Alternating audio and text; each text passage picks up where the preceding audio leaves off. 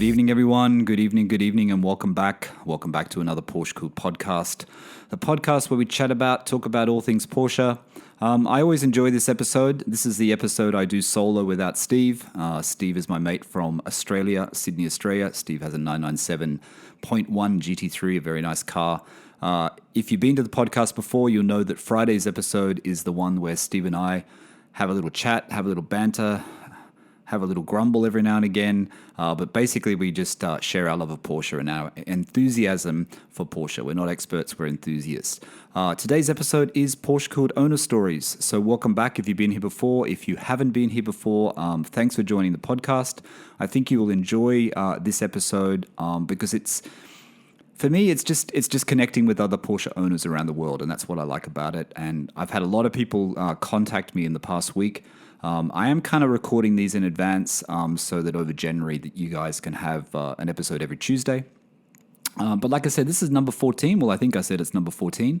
And today I have got Todd coming on, and Todd is from the US. To be honest with you, I'm not 100% sure where Todd lives. Todd is on Instagram, but I'm going to talk about that when I introduce him. And he has got a very interesting project. This is a slightly different owner stories today. I might actually take it in a slightly different direction because let's just call it's a Porsche project that Todd has, and it's a pretty interesting one. So let me go onto Zoom because I think Todd will be waiting. It's almost on the hour when we're supposed to meet. And we'll start talking about his Porsche story. Okay, welcome back, everyone. Welcome back to the podcast. Like I said, this is Owner Stories. I've just connected. As you know, we do these via Zoom. So I've got Todd with me today, and Todd is from the US. Todd is from Chicago, or near Chicago, we'll say. And Todd is also on Instagram, and his Instagram is Stone City Outlaw. So Stone City Outlaw. Sorry. Right. So how are you, Todd? Very good. Very good. How are you, Michael? I'm well.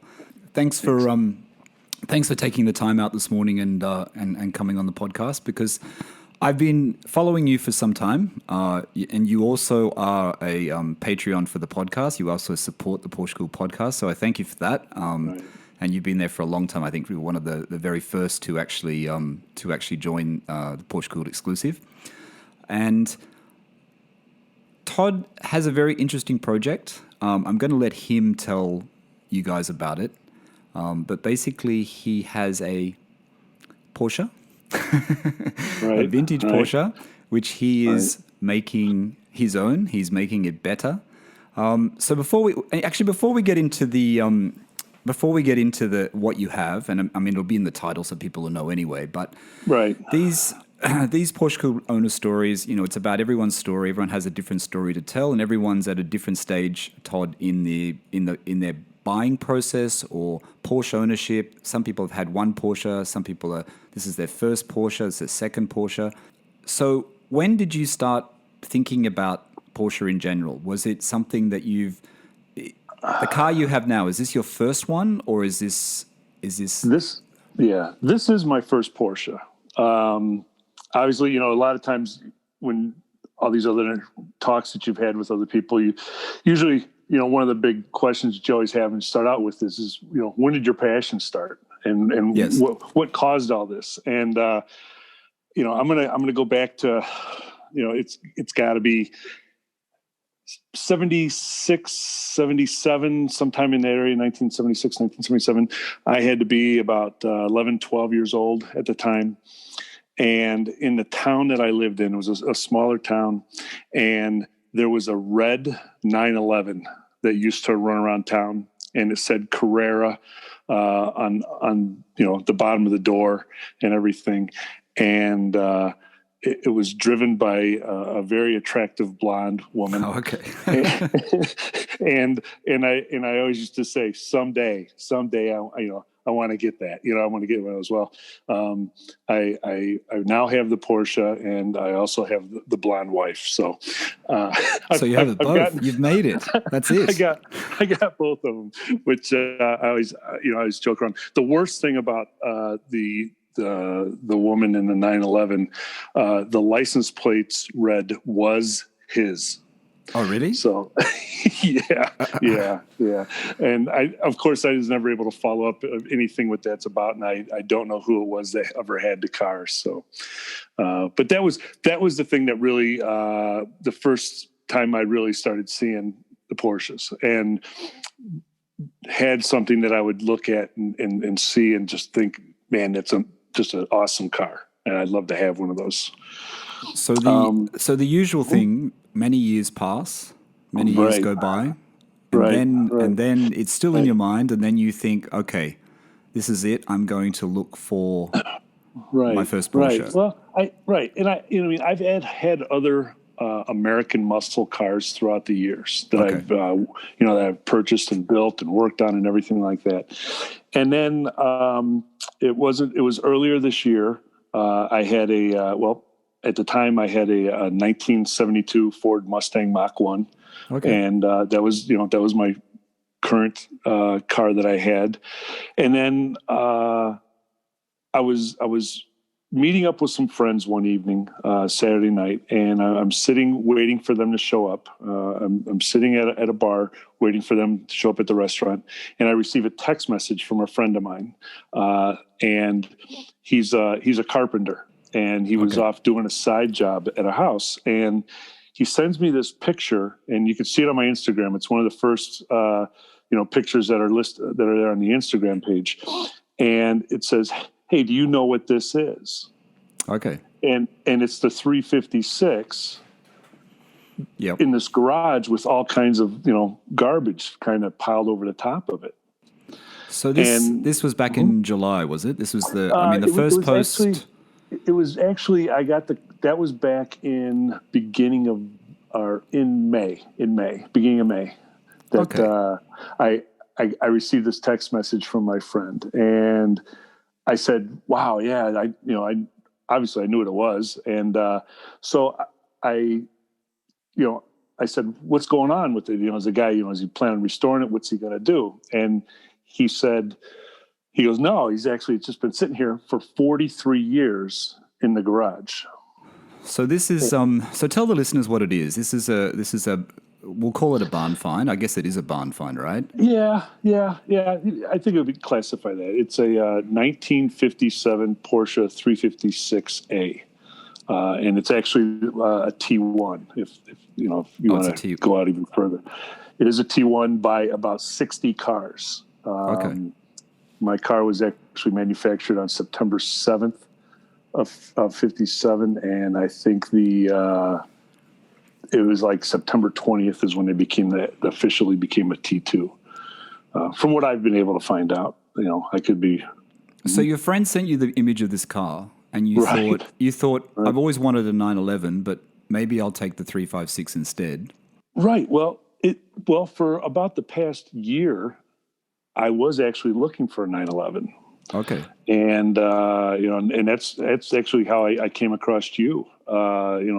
Initially, because I was looking at 996s and I was looking at 997s, trying to figure out where my place was, and doing that research. And it's like I said, I saw your videos and some of the things that you talked about with it, and some other people, and one of them, and you've had as a guest, and I know he's a podcast listener, James at Auto Amateur. Yep, my friend James. I came across James, and I was watching his videos and seeing what he was doing and learning, and it was interesting. The nice thing is that he was previously a 996 owner and became a 997 owner before he's on to his 991 now. So I had a lot of questions for him. Asking him. And James and I are pretty close to the same size. He's a little bit bigger than me. He's 6'6". I'm 6'5". But it's you look much slimmer than him, Todd. Sorry, James. Well, yeah, I didn't say that. I had a lot of questions for him, and one of my definite things on my list is I had to have a manual. Yes. And James told me, Todd, he goes, the 996 is such a tight fitting car for us bigger guys. He said, there's no way you can go with a manual. He said he had it, and he said it was absolutely horrible. So I started switching to a 997, looked at a few 997s, actually, came close to making a couple deals on them. They never worked out. And then all of a sudden I get this text message. So the 996s and the 997s you looked at, you went through the whole checks and you checked them out. You were almost at the point of buying, or you were just sort of thinking maybe I want a 997? I was really close to buying one. It's kind of funny when I went to, it was actually at a dealer, not a Porsche dealer, but just another dealer. And when I was just getting ready to go ahead and make the offer after talking to them during the week, I contacted them and they said, "Oh, we sold it." Oh, okay. So you missed out on it. So I just missed it, which I'm kind of happy about now. I'm really happy with what because everything then takes a left turn, doesn't it? So then we get the call from the friend about this 356. So what do you do? Do you think I'm going to go out? Was it close to where you lived, or was it quite a way away? It wasn't that far. It was about 25 minutes away from my house, 20 minutes away. So I was able to contact the owner. I got the information from him on a Saturday night. On Monday, I told him, tell the owner I'll contact them Monday. We talked Monday. I went out Wednesday and I looked at it and started crawling through the car, grabbing serial numbers off the chassis, off the engine, just everything that I needed, and just going through everything I can kind of look at on the car and not look too overly excited. So this car had been sitting, the garage where you went to look at the car, it had been sitting in this garage for 43 years, or it had just been sitting in general for 43 years? Well, I can go back to as far back in the history of the car I know. Okay. In 1974, the car was purchased by an individual in Chicago, and I don't know if it was the father or the son who actually bought the car, but I know the son was driving the car just outside the city, and he started having mechanical problems with it and pulled it into the gas station, and the mechanic looked at it real quick and said, I'm going to have to get into it. So the kid called his dad, told his dad what was going on, and the dad said, "Just get home, leave the car there. We'll get the work arranged later." Right. So that's what they did. The kid left it there, and so it was sitting at the shop for a little bit, and then all of a sudden, the mechanic had kind of looked into it, and wasn't really sure what it was, but had kind of an idea. The father called back later on and basically said, "Look, we just want to get rid of the car." So the mechanic and a buddy of his actually purchased the car. Okay. And this is back in 1976. Right. So the kid and the father had it for about 2 years when this problem occurred. The mechanic and his friend bought the car in 1976. They got it running. They drove it around for the summer, and then they had another problem with it and parked it in the garage. And that's where you found it? And that's pretty much been the story since then. Yeah. The mechanic did pull the engine out and opened it up and took the heads off and the cylinders and looked and determined that, and it looked like there was a cracked piston in it. Didn't really do a whole lot of damage, but I'm really not sure, what else was involved or the problem was. But it ended up sitting for 43 years. It's crazy, isn't it? These stories, these barn find stories. I was watching something, I think it was on Ammo, the detailing guy, Larry. Yeah. And I was watching something on his channel the other day, and it was another similar story where the car is just. It was actually a Datsun, a Nissan 240Z or 270Z. I don't know whether you saw that video. Yeah. And it was actually literally sitting there for that long because there was a little bit of damage and the person took the bumper off and they just left it there for how many years? 40 years. It had no miles on it. It still had the original plastic on the inside of it. Yeah, and it's for sale on Bring a Trailer, I think. Right, so when you go and look at this car, I'm really interested to know because do you have the knowledge yourself when you're checking it over from your ownership of cars in the past? how did you check the authenticity of this car? How did you find out the information you required before you bought this 356? Yeah. Well, like I said, I went there. It was covered with all this stuff. It really didn't have everything off of it. On the inside of the car, the engine was actually inside the car, in on the floor. Really? where the passenger seat would be at. The seats had been unbolted and kind of stacked on top of each other on the driver's side. And inside the car was the engine block, half torn apart. There were buckets of the cylinders, the cylinder heads, the pistons, the carburetors. Everything was all inside there. So I'm like, okay, so I started, before, I got there, I had already, had a little bit of knowledge of the car. Right. And I started researching online real quick. What are the problem areas? What do you want to look at? What do you want to check out? What's important and everything. So I kind of had this mental checklist of everything I kind of wanted to go through and look at. And, so I went through it. I looked at it. I wrote down numbers on everything. And and what the guy told me, he said it was a 1956. Okay. And then, so then when I came home and I started researching the car, looking into it, the serial number kept coming up as a 1957. Okay. And up until the day I pulled it out of the driveway and he actually handed me the title that says 57, he called it a 56. Right. So so where do you get? So did you contact Porsche, or did you go onto 356 registry, or how do you get that information for something that is so old and it's been sitting for so long? There are just different websites of. I think it's 356a.com was one that I ran a bunch of numbers on, the chassis number, the engine number, things like that. I did reach out to a couple other individuals. I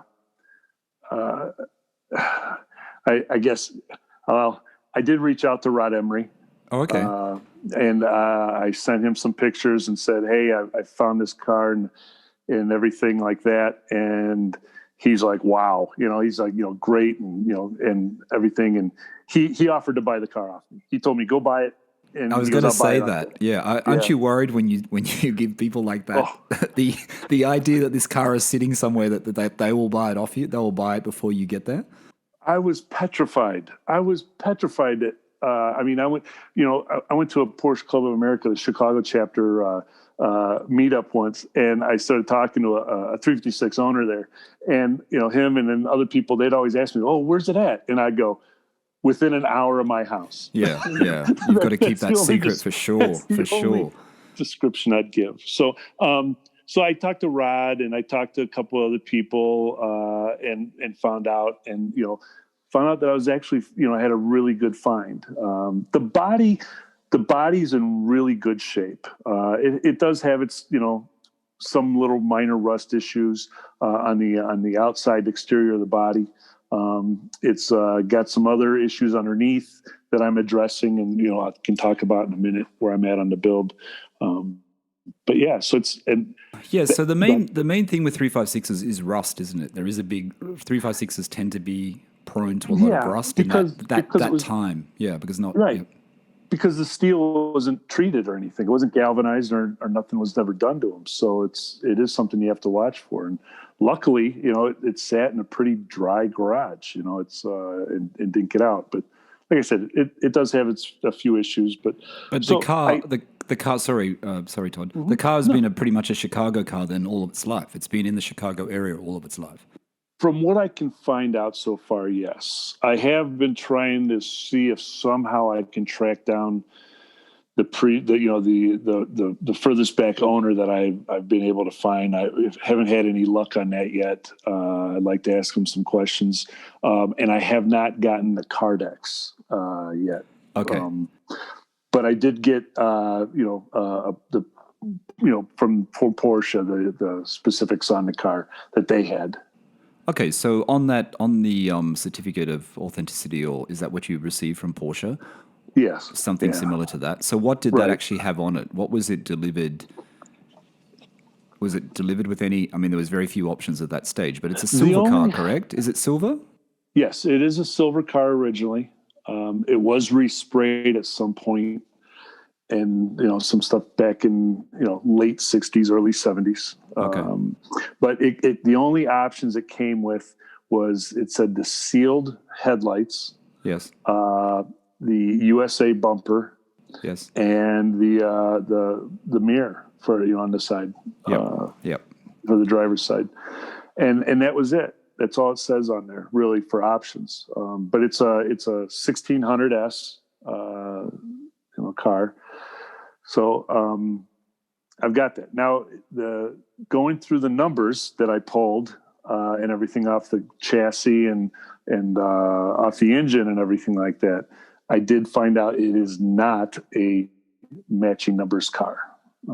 It's not a matching numbers car. So what? No. So something happened pre-70s that made it not matching, you think? Is that where the... Right. Because the engine is a 63. It's out of a 1963 356, it says, and it is a 1600S also. So, But that was quite common, wasn't it? I mean, I remember actually, I think it was Rod Emery I was listening to on, I think either Spike or Matt Farah, and he was saying that was quite common at that period where engines would actually get swapped out. Yeah, I've heard that too. Instead of fixing it, they just swap out the engine, and 60s 911s, 356s, it was kind of a common thing. It wasn't uncommon. Right. So when you purchased the car, you thought it was matching numbers, or you didn't think it was matching numbers? No. I knew it after that first day I was there, and I came home and did research, and that was part of the stuff. That's when the previous owner that I bought it from was telling me it was a 1956 car, and I'm like, no, it's a 1957 car. Okay. And then I said, it's not the original engine in it. And he was saying, yeah, it is. And I'm like, no. And I said, look, this is the serial numbers here. And I told him where you can go and a couple different places you can check, and, which was fine. It's, it didn't bother me really. I wasn't, it does. Yeah. So when you went to this garage, the engine's on the seat. So the people that had it in that garage, someone was thinking of repairing it, right? They've taken the engine out, they've dropped the engine out, and they're thinking, well, they were probably going to do something to it. But was the engine in a mess now that you've actually had time? We'll get onto that actually. But was it in a mess when you actually had time to look through it? Yeah, it's got a couple of things in it that I needed to have addressed in my I did need to address them. Okay, so you get this car, you do the deal. Well, the thing is, it took me. It wasn't until July that I actually got the car, because in June I talked to him and he was away, and when he came back in July, he came back on July 21st. I turned 55, and I went and I picked this car up July 22nd. So, happy 55th birthday to me. That's a great present. Right. So I went and I picked it up and I brought it home. Yeah. And then, so you bring it home. I'm really interested in a few things here, because I've seen your Instagram and I've seen the photos. And I'm interested in, first, have you done this sort of restoration before? Have you done restoration on vintage cars, classic cars before? Because it seems from your Instagram that you actually have had some experience. A little bit, yes. Yeah. I'll never, I don't do it as a profession or anything like that. It's just, I'm just, since I was a kid, my first car I ever bought was with me and two of my buddies. I was 14 years old, and we bought a 72 Toyota Celica that supposedly had a cracked head on it, and we bought it and ended up finding out it was just a head gasket. We swapped it out and we started driving the thing, 2 years before I even had my license. We were running up and down the street in it. So ever since then, I always started working on cars, building engines, but it's always been the bigger V8 American-made engines. Yeah. Okay. So you've got the experience with rebuilding engines. Right. The 356 engine being Volkswagen Origins is quite an easy engine to work on. Is that correct or not? I mean, I'm only going. I don't know a lot about 356s, so you have to enlighten me here. Well, we're not that far apart. Okay. So I've never really done a Volkswagen engine or anything like that, but I do have, a friend here that I've known for over 35 years. that lives, 10 minutes from my house, that he in the past has had a 914. He's had a handful of different VWs. He's got a 62 Carmen Ghia right now. He's got a 57 Beetle he's doing. So he's always done it. So I can go to him and I can say, look, this is what I'm working on and this is what I'm doing. And he's been able to help me out, with some specialty tools I've needed and everything like that. The process for the restoration. So you have in your mind when you bring this car back home, you see what you have, you see what you've bought. I guess you bought it at I'm still thinking and I don't want you to divulge the price, but I'm still thinking that the price would have been reasonably high because,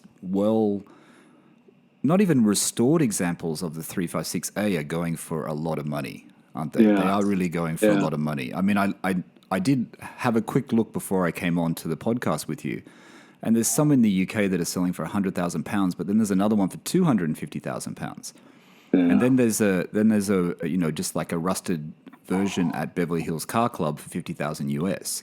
So before you even start, it is quite a big outlay, and then you've got to have your plan, your budget, and I'm guessing you are working to a budget, Todd. But what is your plan for the restoration? So are you just tackling different things at the same time, or have you got, I'm going to do the engine first and then I'm going to do the body, or are you just working on things that you can tackle at that time? Right. Well, I did purchase the car at an extremely great price. I will start with that. So, I mean, there are still things out there, and real quick, everybody always asks, how did you find this car? Or how have I found other cars or anything like that? Yep. My friend, he was a carpenter, and he goes around other people's houses and he does work. So he sees things. The best person to ever find, to help you find something that you're looking for is a delivery man, a UPS driver, or, DHL or FedEx or somebody like. They know where everything's at. So, that would be my biggest tip I'd tell everybody if they want to look for something. Start asking their friends that are drivers or their local driver. But in the US, though, there seems to be still a large supply of these cars that people are just finding. You know what I mean? I watch the YouTube videos as well, and people just seem to come across them all the time. When does it end? Right. I tell you what, and I just found something this week, and I was going crazy saying I should buy this, but I would get so much in trouble here at home probably if I came home with another car.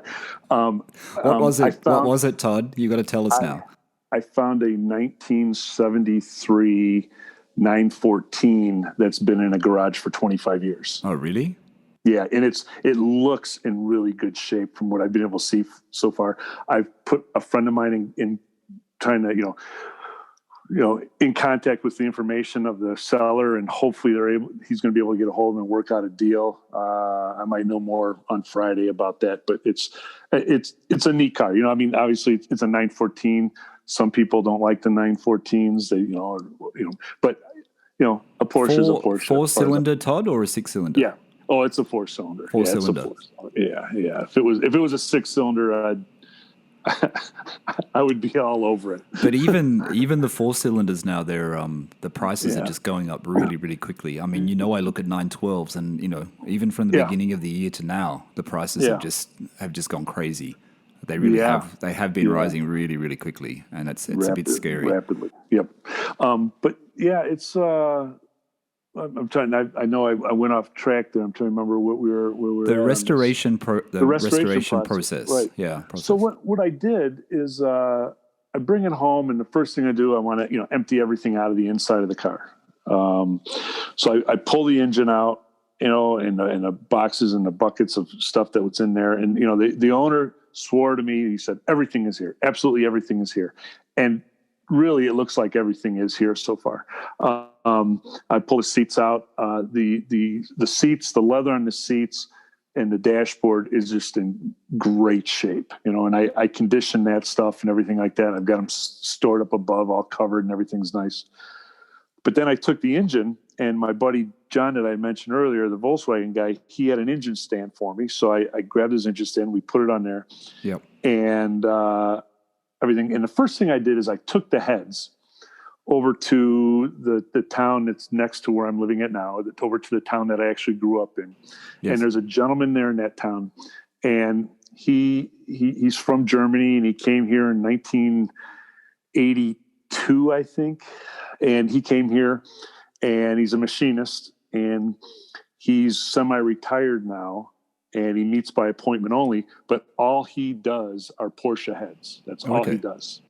And so I went over to him, and I actually took the whole engine, everything over to him. And I said, look, I want you to look at this stuff. And he looked at it and he goes, okay, great. He goes, all I want to do are the heads though. And I go, okay, so I gave him the heads, and I said, I want you to go through them, see if the guides are okay, do a valve job, clean them up, and he's like, great. He goes, so that's fine. So he's got those. And then I come home and I start working in the engine and taking it apart and everything. And it's a 3-piece case, and it was a little bit of a struggle to get it apart. And I don't want to pry on it because it's aluminum or anything like that. And I finally get it open, and I start, I look in it, and I pull the crank out of it. And on the back side of the bearings is a dowel pin that goes from the case into the bottom of the pin to hold it in place. Right. And those dowel pins weren't seated properly, and it caused some damage in the journals there and everything like that. So I knew, right away, okay, I'm going to have this block, the engine case machined. Yep. I call my engine, the guy that has the heads, and his name's Wally, and Wally Werner, and is his company's. I called him and told him what I found, and I said, "Who in the area can I get to machine this?" And he said, "Absolutely nobody." Oh, really? And I'm like, "You got to be kidding me!" So he said, "I go, well, what do I need to do?" So then he told me to call the guys down at LN Engineering. Oh, okay? really? Now, Okay. LN Engineering is about 40 minutes from my house. Right. They're really close. They're here in Illinois, just south of Chicago, about an hour and a half. So I called those guys down there, and I'd already talked to them a few times about some things. Yep. And told them what was going on and what I found. And I said, "Who can I send it to?" And they said, "Well, we'll recommend one guy, and he's done 2 of our personal engines already this year." Okay. And I said, "Well, what better validation could I have?" And the guy is Walt, and he's at Competition Engineering out in Lake Isabella, California. Okay. And they've got a long history of doing 356s from when his uncle started the company, and now he's taken it over. It's his business now that he runs. So will he do other work for you as well? Will these people do other work for you that you need done? Now you've found these guys that are specialists in 356? Yes. So what I did is I talked to Walt, told him what was going on, what I found, everything like that. He said, "Fine, send me the engine." And I was so scared to pack up this engine and ship it across country. It's not knowing what's going to happen or anything like that. So I ended up packing it up into 3 different boxes, the case and everything in one box, the crank and rods in another box, and, just everything. And then a third box. And I sent it out to him, heavily insured. Right. It gets out there. He looks at it and says, "All right, yeah." So he looks at it, and we talked about what needs to be done. It's going to be, and what has already been done to the engine. It had been machined and stuff at one point, probably back again in the early 70s or something. Yes. But he said it was a decent engine. He said it was definitely something that we could be worked with. So. So he still has. Sorry, Todd. He still has the engine now. He's still working on the engine for you now. Yes. Yeah. He still has it. He's doing a line bore on the case. He's just taking care of all this stuff. I'm going to be what we end up finding out is that there was the faintest of a crack in the crank, unfortunately. Yep. So the crank has got to be replaced. So I'm going to get a new crank for that. I'm going to put new rods in it. I'm putting it had 86 millimeter cylinders and pistons already in it, so it was upgraded from the it was 82, I think it is stock. So it went from a 1600 to I think it's close to 1800 maybe or Okay. 1775 cc engine. So Okay.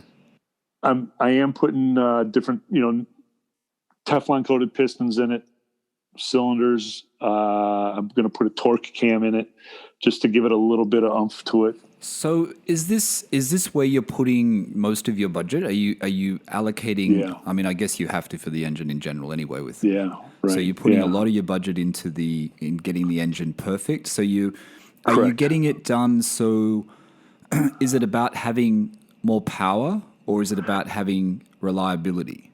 Is there a balance there between the two with this, Yes, with this definitely. process? Both. Reliability, newer, parts, stuff that hasn't been in there since 1963 or anything like that. Just, upgrades that. And then also it is for some performance. I listened to your podcast, with Mark earlier today. Yes, This morning. I was going to bring that up actually with Mark. Yeah. Yeah, and I've watched his videos, and like you said, these engines that come out, they're like 60 horsepower. There's not a whole lot there, and then I think he said when he dynoed his, he had like 37 to the wheels, 36 or 37 to the wheels. Yeah. Yeah. So what I wanted to do is I wanted to, what I'm hoping for and what I should be able to obtain is roughly 100 horsepower out of the engine. Okay, so that's quite powerful then. What is the weight? Yeah. Isn't that quite the weight? The car's very light, right? From what Mark told me about his as well. I don't know a lot about 356s, but they're quite light, yeah? They're about just over 1,800 pounds. 1,800 pounds, okay. Yeah. So I just want to... then, yep, go on. No, go ahead. The cam I'm going to put in it, like I said, I don't want to go crazy. I'm bumping up the compression in the cylinders from like 8.5 to about 9.5. And the cam I'm going to have installed in it is it's a torque cam. It's not a real high performance cam, but it's kind of like in the middle of the road. And what it's going to do, that's going to move the performance down in the RPM range. Okay, because I'm not going to, when I was talking with Walt and some of the things I've read, I don't need a cam that's going to be performing at the top end of the RPM range. I want something that I can use for running around on the, narrow, twisty roads, as we always call them, and things like that, and short stuff. Okay, so the engine's going to drain some money from you. That's getting done now. That's going to be pretty exciting when it's done, though. Well, how long are they estimating for that to be all finished for the engine side of it? Well, I'm going to be getting it back in late January, February sometime is what we talked about. And the problem is that I shouldn't say a problem, but I talked to him about machining all these parts, getting everything ready, the lifters and machining all that stuff and making sure all the journals, everything's fine. Everything's perfect in it. Okay. And then I said, okay, what is it for you to assemble it? And he shot me a figure on that, which about almost doubled the budget. Right. And he goes, and I'm at least 10 months away from, doing a build. He said, because he's the only one in his shop that builds the engines. Okay. So I was like, okay, send it to me. He goes, you'll have no problem. He goes, with the experience that you have and what you've talked about. And I told him about my friend that's the VW guy that's built VW engines. He said, you guys will have no problem. And he goes, and I'm accessible if you have any questions. We need to face them. So I'm pretty confident with that. He sounds like a nice guy then. He sounds like a helpful guy. So then you... Extremely. That's great. So, and with your friend, you can do it yourself. So you save some money and you save time, which is more important because you want to get the car on the road, right? You want to be able to drive it as soon as possible. So I was going to go back to your seats, actually, the interior. I did notice that on your Instagram a while back, that I think when you did the seats and you cleaned them up, they looked immaculate. They look like they're in such great condition. You know what I mean? Right. For that age, you look at that, and then also the dash and that, I could see that it actually looked like it was pretty perfect. Yeah, it's amazing. So then you do the engine when it's going to come back in January and you're going to rebuild it. So that's going to take you. How long is that going to take you and your friend to complete it, you think? Few months? I don't know. Yeah, maybe a month. Depends on how hard we work and how quickly. And the thing is, I am not going to be in a rush or quick about doing it. I want to be very slow and methodical. And the old tortoise and the hare story, right? Yeah. So I want to get it done right. My goal, my end all goal is that be done on the road end of April. May. Ready for the summer. Ready for the summer. So the interior, the engine sounds like you've got that sorted. I mean, there's still a lot of work to do.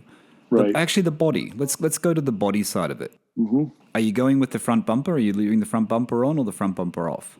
I like it off, personally. I think it looks better off, but I did see that post as well. I am an outlaw, and I want to remove the front bumper and the rear bumper. I tell you, it's one thing. When I first brought the car home, I posted it on different forums, chat groups, friend pages and everything like that on Facebook and on the internet. And, everybody in the world came out and had comments about what I need to do, from, don't touch a thing, keep the patina to make it a concourse restoration and everything else like that. And, it's with some of these concourse restorations, I mean, you put in 3 times as much as what the car is actually worth. Yeah, exactly. But I've always been a guy that makes a car my own. So, and that's what I'll do with this. Yeah. So you're not going to make it, you're going to make it slightly outlawish, right? You're going to make it it's going to have a little bit of an edge to it, correct? That's the way I see it. Right. The bumper, I took the bumpers off, and if you notice on the pictures, there is no hood handle or emblem, on the hood handle. That was actually taken off and shaved off, at some point.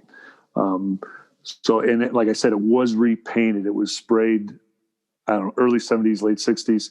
And it was painted again the silver color, but it's not the greatest paint job, but it's all like frosted over and everything else. It's worn. So do you have a good body shop where you live, or are you going to do it yourself? Are you going to do the rust? Are you going to work on the rust yourself? Are you going to work on the body yourself, or are you actually going to get a shop to do it? I'm all about doing things for myself. You're going to do it yourself. Yeah. And like I said, the body, exterior, everything looks really great. There's a couple spots on, the bottom of the door. It's just surfaced. I can knock that down on the rocker panels. There's a few spots on those. But for the most part, everything that you see on the outside of the car, it looks fairly decent. But like I said, it looks like the car never been waxed and set out and everything like that, which also is a little bit of appealing to me, that patina look. And so right now, real quick in a short thing, my thing is drivetrain, brakes, and making sure that the drivetrain and brakes are solid and everything's fine. And then, a nice interior, it's going to be comfortable. And then the outside, I kind of want to preserve that patina right now, maybe for a year or two, and then I'll change my mind and I can go ahead and do something. I think that'll look good. I can see you've been buying parts. So is that is that like a regular thing now where you're online searching for 356 parts? Are you going? Yeah. Are you going to Porsche, or are you going to Stoddard's, or are you going to? Where are you thinking about getting the parts that you need? Like, do you need to redo the carpets, and do you need to redo parts of the interior?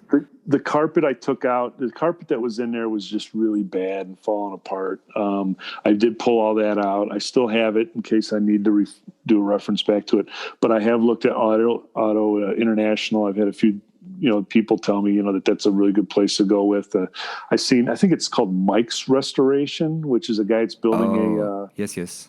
He's incredible. That guy is just so meticulous on things. And there's a real good series of him, doing, his cars, sound deadening and carpet and everything like that. And so I've contacted Auto International. I've talked to them about, what I want to do and everything. So I haven't ordered anything yet, but I will, I'll probably order new carpet from there.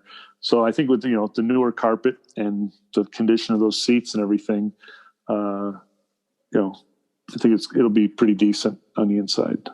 So what other parts do you need to buy? You have to buy quite a lot. So the suspension, have you worked out what you're going to do with the suspension side of it? Have you worked out all the tires and everything like that and the wheels? I want to keep the wheels in the look that it has on it now. Okay. The tires, I'll definitely have to, get new tires on it and everything. I'll get what I can in there. It's what I can get to fit on those rims and underneath there. I'll get. The suspension wise, I haven't really torn into it a whole lot on the front end at all. The rear end, I've pulled the axles out and the trans out. I've cleaned those up. Shocks, I don't know if I'll go with like a KW shock or some, I'll definitely want to make sure that, I improve the ride and I don't have any kind of sway in it or anything like that. And I probably will do a little bit of lowering in it, which you can just adjust with the torque or the torsion tubes. Okay. Torsion bars. I just want to say to the listeners while we're talking, and I should have mentioned it again if you didn't hear me the first time, but it's Stone City Outlaw. So it's Stone _City _ Outlaw on Instagram. So check that out because Todd's got he's got quite a few photos on there about it. I have to say, I'm looking at a picture that you just posted in October with the axle and sitting on a piece of wood. The car looks really good as it is. It looks very, very cool. It looks very, very cool, doesn't it? Yeah, it's got thanks. So what is the difference? Let's just go. I want to go back to the thing about Mark's story because he was the first person I've had on that's had a 356. So you're the second. Okay. And I'm interested in 356s because like I said, I don't have a lot of knowledge about them. So is there a big difference between his C and your A? Well, there is a little bit. Is his a C or a B? I think. Oh, B. Sorry, B. Right. B. Okay. Yeah, he's a B. There are some differences. I think he talked about it. The rear window on mine's going to be a little bit smaller than on his. On the rear deck lid, there's that grate. There's that grill that's back there. That it's either a single or a dual grill that's on the back of it. What is yours? Is yours single or dual? Mine's single, and mine actually has the smaller like luggage rack on the back of it too. Oh, that's right. I noticed that. That was pretty cool how it came with that. Is that the original rack? I don't know. I don't know. But I think it's cool. I like it. It's I think it adds to it. Like I said, I've always I always like to make things my own, a little bit different. So I'll probably definitely keep that on there. No, I think you should definitely keep that on there. I know Ajmal, who's been on a previous owner's stories, from the UK, who has the 912. He's searching for the roof rack at the moment. He wants one for his 912, but they're quite expensive. They are replica. Yeah. They're replica, but they're still quite expensive. But it looks good. But it's it's funny because we talked a little bit before about the correlation with Volkswagen and these cars. And, when I was taking the engine apart and I pull off the front of the case, there's a gear. You have the gear that drives the distributor, and then you have the gear that drives the timing chain and gear in there. And there's a bushing in between there, and it's stamped VW. Oh, really? It's inside the engine. And then you'll see on my car how it's got the covers, over the headlights, the stone guards. Yes.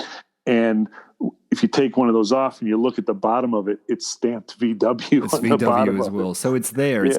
It's slightly hidden, but it's actually there. Still there. Yeah. So and the steering wheel is original. The steering wheel's original, right? Yeah. So what is that? What is the material of that steering wheel? I can't see from the photo. That's not wood, though, is it?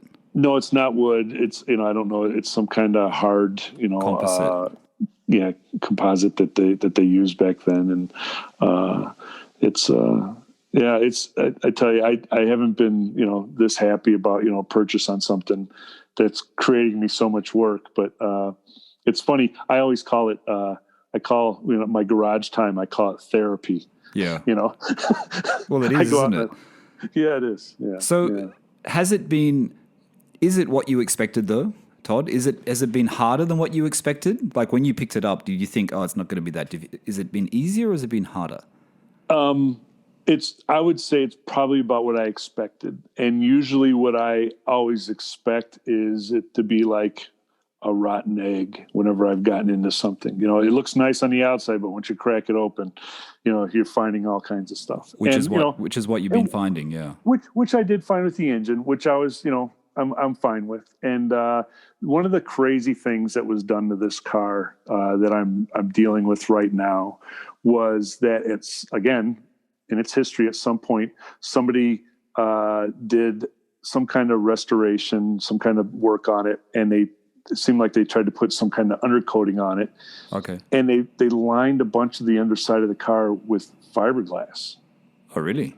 Yeah, and they glued it on to the bottom. So I've been pulling that off, which is a little bit of a chore, but it's come off. I've got most of it off now. And one of the worst things... There's no rust in the floor, right? There's not that much rust in the floor. It didn't look like... not much that I saw, but I'm finding more now.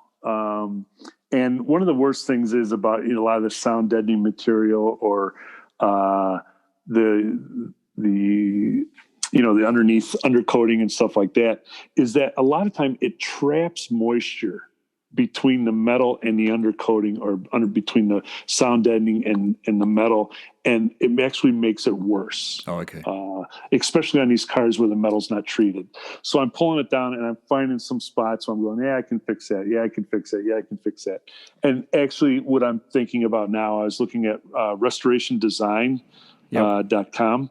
I've been looking and I've talked to them about some things, and I might just end up buying a whole new floor pan and just putting an all new floor pan in it, just to, you know, like my buddy John says, the VW John told me, he says, hey, it's like a bad tooth, you know, just pull it. Best to pull it out and just to replace it. Yeah. Yeah. So yeah. Do you think is this the start of doing more Porsche restorations? Is this the start, you think? Have you got the bug now that once you do this one, you might actually start looking at picking up a 914 or trying to find if you can find one, a barn find 911? Yeah. Oh, yeah. Yeah. I'd definitely be interested in that. You know, it's, you know, once I get done with this and everything like that. Like I said, just found that 73 914, and you know, if I wasn't working on a project, I'd definitely grab it. Or, you know, when I had my Mach 1 still, I actually thought about buying a lift and putting my Mach 1 on that and then working on my, you know, the 914 or the 356, but I didn't. You know, I decided to sell it and let someone else enjoy it and just focus on one thing. So you're going to experience a bit of a power degrade from the Mark 1 to the 356, right? So definitely. That can't be your standard, Todd. It can't be your standard. It's not. It's not. But you know what? I look forward to it, and you know, and maybe I'll do, you know, what I'm going to encourage you to do. I'm listening to you and Steve talk all the time, and just the last a podcast that you two did, he raised a great question. He said, do you go out and spend the money and get a GT3, or do you keep your car now and then get a second one, get the 912 as a second car? It's a very difficult question, that one. It's a very difficult question. And I'll say this, you know, and it's like I'm talking to my radio as I'm listening to you in my car. And I know you can't hear me, but I'm telling you, buy the 912, do both, because I think you would be a great person to be an owner of a 912, a nostalgic car, an antique car, because you would appreciate it and you'd be a good caretaker for these cars, you know. And you know, that's kind of how I feel that we are. We're caretakers, you know, and we're going to take care of this for some time, and we'll pass it on someday to somebody else that would appreciate it. Yeah, I agree. And I mean, I've got lots of people in my ear at the moment, like, you know, telling me to get one quickly and stop wasting my time. Ajmal in the UK, for one. I mean, he makes quicker decisions than what I do, of course. He made that decision very quickly on his. Yeah. And then there's another guy in the UK, Nick, who's got a white 912 that he bought out of the States, who I think is going to come on the podcast eventually. Right. So there's plenty of people out there, and I get messages from people as well, and people are sending me 912s now. I had a guy that sent me 2 912s from somewhere in the US. They weren't cheap, though. They were about 65,000 US, Todd. So I think it was almost the price of the one. There's one at European Collectibles at the moment. European Collectibles have got a sand beige one of my favorite colors, and that's 68,500 US, which is a little bit high, but the prices are going up. That's for sure. There is I just saw yesterday, 2 days ago, a 2004, so that's a 997 GT3 in yellow for sale. Oh, okay. For 114,000 US. So that's what, about 150 Aussie dollars. That's cheap. I think. Yeah. I thought of you right away. That's cheap. I thought of you right away. I wish they existed in Australia. I wish they existed in general. That's a good price. That's for sure. Yeah. All right. Yeah. What else? I think the listeners are going to like this because honestly, I like the fact that this is your first Porsche. Right. It's not like you haven't wanted one, and I like how you've gone out there and you've found a great one. You know what I mean? And like you said, these finds, they're there, but you just need the people to contact you to tell you about these cars. But and I mean, I don't know what your total budget is, but I mean, whatever you put into that car, it's going to be worth it in the end. Right. So it's not Definitely. like you're not going to lose money on that car. That's for sure. No. And finding one which looks I mean, I see some of these ones that come up for sale, the rusted old ones, and they're a mess. And even looking at yours, it's in such great condition for what it is. I've seen some lately that have been, someone was just bragging, and I don't mean it, to be disrespectful, but we're bragging about this 356 that they just found. Yeah. And I couldn't believe it was like Swiss cheese on how bad it was. It had no interior, it had no windows. It just, completely rusted through so bad. And these people are paying, 18, $20,000, $25,000 or more for these cars that I don't know how anybody could ever, go through the work and restore these cars. They're much better the person than I am. But they're not cheap. They're not cheap. No, they're not cheap. And I think you found a good example. I mean, it seems like you have, you have that guy close to your area. You have the other engine guy. You have your friend. So you have, as I call it, the guys around. You have people to help you, which is fantastic. Right. So and obviously your skill set as well, because you've been working on cars since a kid. You know what to do. So that's a big challenge for people like me that don't really work on a car. That would have to go and get someone else to do it. Even though they say 912s are easy to work on if you want to work on it yourself, and I know Ajmal's doing that, but I think that's half the battle, that you do have that confidence and you do know that you can work on it, Todd, and you can actually make it, how it should, make it right. Right. So I think that's good. I'm trying to remember all the exact things that were said. It's, I think it was Magnus Walker said, Porsches, it's my religion, it's my passion, it's my drug of choice. And it truly is. And like I said, I've always been in an American muscle cars and stuff like that. Now that I'm involved with the Porsches, and I actually own one, and I've joined the Porsche Club of America, the Chicago chapter, and I've gone to meetups and I've met people there. The friendships that I've been able to make with guys there, contact with, individuals like you and James and other guys I talked to that are over in London and everything like that. And it is really a neat brotherhood, I'll say it, and sisterhood. They're, it really is. Yeah, it's neat. It's I'm extremely happy to be part of and look forward to April or May getting this thing on the road. And did you find the same sort of community? I just want to touch on this briefly. Did you find the same sort of community with the muscle car community, with the American car community you're in, or is it slightly different with Porsche? It's there. It's there. I think people in the Porsche are more passionate about it. Right. But there is a lot of, I go to Cars and Coffee just about every weekend. I try to go to when I get up early in the morning, I go to it, and I'm back home before anybody else is starting to get out of bed or anything like that. But, so I go to those things, and, it's, with the muscle, you can walk around, you can talk, and you can say, you can look at things and everything like that. But it's funny with the Porsche community.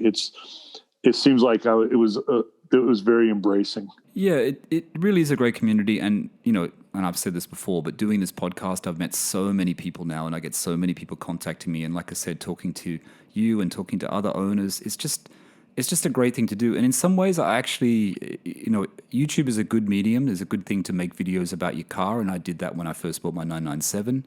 I don't make them now because I'm not really with my car, so it's a bit difficult. But the podcast is really great. It's great catching up with Steve because he's a mate, and I don't see him because I'm not back in Australia. And also, owners like you, people who are passionate about the brand, who have come into the brand, who have been into the brand for a long time.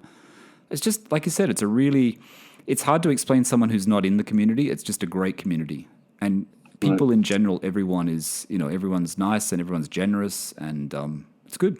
Yeah. Yeah, it's enjoyable. It really is enjoyable, and I look forward to it and stuff, and getting it out. And like I said, getting it out once I'm done, and it's it's one of the things. Obviously, my car doesn't have a radio. And I'm happy with that. When I had my Mach 1, it had a radio, and I never turned the thing on. I just put the windows down. I'm all about one of the things I think you had asked Mark, well, what's the difference between, and how do you feel about, especially with his age, because I know he's younger, but, having an air-cooled car versus a water-cooled car, and what the big difference is in between the two of them. And, with the air-cooled, and especially, with the vintage cars, you're more of a driver, I feel. It's a little bit more work. You don't, the steering, I have power steering, and I have power brakes. You got the windows down. You have to crank the windows down by hand. You smell the gasoline. You hear the exhaust, and the oil and everything. I like that. I like that. And it seems like in the newer cars, and trust me, I'd love to have a newer 997 is that was what I was looking at, and I've driven a 991 GT3. I love it, but it seems like the car's taking me for a ride. Yeah. When I'm in a newer car as opposed to an older car, if that makes sense. No, I agree, and that's the reason why I want to get a 912. And I keep saying it's experience more than the power, and it's about that experience, and it's about going back to that era in a way, the only way you possibly can in a vintage car, in a classic car. Yeah. And the power thing doesn't scare me. I think it really is about the experience.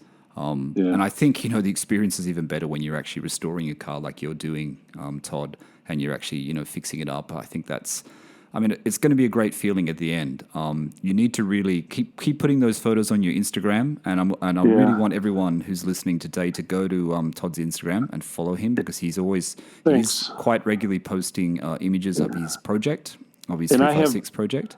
And I have more pictures I just haven't posted, but I should just go ahead and just start posting more of them. It's, again, James at Auto Amateur, he kept trying to get me, he said to me, he goes, you should do a YouTube channel. And I haven't done it. And I don't know. I just... well, you could just, even if you just set the camera up and you just... Right. You're just working on the car, and even if it's not that hard to do time lapse even, but even if you did that, I think people would be really interested. People like to see the transformation, and there is an interest. I know that Mark said, he's the youngest person. He made me laugh when he said that he's the youngest person, and he's in Melbourne that owns a 356, and but I think there is the interest in 356 is definitely growing very quickly, isn't it? It was there, it's sort of peaked again, and the prices are very high. Obviously, everyone likes a speedster, and everyone wants a speedster, and people like Spike and that talking about it, and Zuckerman on that podcast.